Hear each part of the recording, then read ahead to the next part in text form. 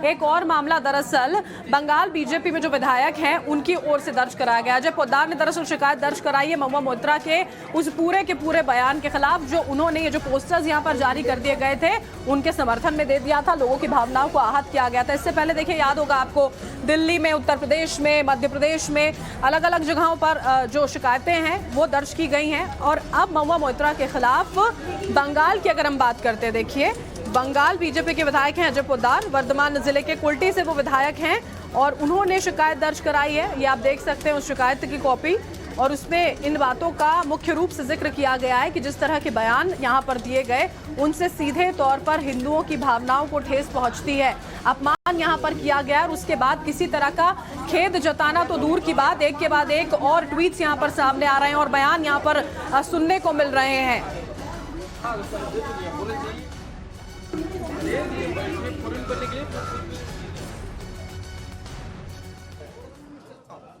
और बड़ी खबर आपको बता दें, फिल्म मेकर लीना के खिलाफ जयपुर में प्रदर्शन की तस्वीरें सामने आई हैं। देश भर के अलग अलग हिस्सों में इस तरह की तस्वीरें सामने आ रही हैं जहां पर फिल्म मेकर लीना के खिलाफ जयपुर में प्रदर्शन किया गया। मां काली के विवादित पोस्टर, भगवान शिव, माता पार्वती से जुड़े हुए विवादित पोस्टर और उसके बाद की गई देश पर टिप्पणी के बाद लोगों में किस तरह का गुस्सा है, तस्वीरें इस वक्त टीवी स्क्रीन पर आपके सामने। करनी सेना ने थाने में इसके लिए शिकायत भी दर्ज करवा दी है और शिकायत दर्ज करवाने के बाद कार्रवाई किस तरह से की जाती है देखने वाली बात है। फिल्म मेकर के खिलाफ गुस्सा लोगों का आप सड़कों पर नजर आ रहा है, उनका पुतला फूंका जा रहा है, लेकिन जिस तरीके से वो भावनाओं को आहत कर रही हैं, देश को लेकर जिस तरह की उनकी ओर से टिप्पणियां की जा रही हैं, इसको लेकर लोग बहुत सारे सवाल पूछ रहे हैं। अगर उनकी अभिव्यक्ति की आजादी है तो लोगों की धार्मिक आस्था का क्या, क्योंकि देश तो लोकतांत्रिक है।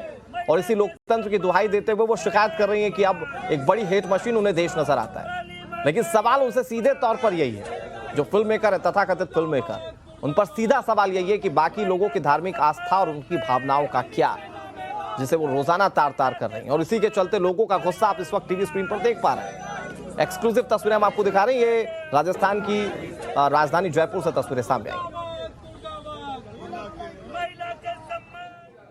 और देखिए, महुआ मोइत्रा के खिलाफ टीएमसी की ओर से कोई भी एक्शन यहाँ पर नहीं लिया गया और इसी की मांग बीजेपी की ओर से बार बार उठाई जा रही है। अब बीजेपी के जो राष्ट्रीय सचिव हैं अनुपम हाजरा, उनकी ओर से ये कहा गया कि आखिर ऐसा क्यों किया जा रहा है। उनसे बातचीत की हमारे सहयोगी ने, क्या कुछ कहा उन्होंने, सुनवाते हैं।